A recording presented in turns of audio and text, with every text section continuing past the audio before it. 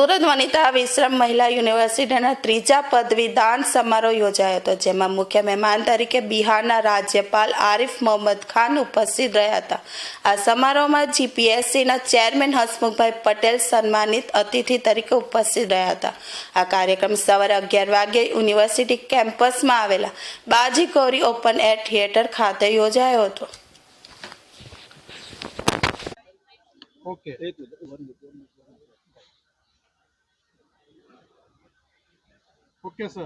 गुजरातनी प्रथम और एकमात्र यूनिवर्सिटी वनिता विश्राम विमेन्स यूनिवर्सिटी जो महिलाओं के लिए बनाई गई यूनिवर्सिटी है, उसका तीसरा दीक्षांत समारोह आज संपन्न हुआ।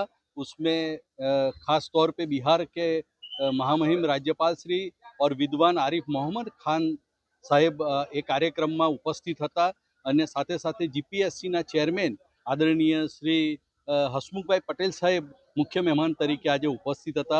अमरा प्रमुख श्री दीपकभाई खंभाती, चेरमेन श्री कृपलाणीभाई देसाई और वाइस चेरमेन श्री प्रवीणभाई वोरानी उपस्थिति में लगभग 480 जेटली दीकरीओ ने डिग्रीओ एनायत करवामां आवी छे।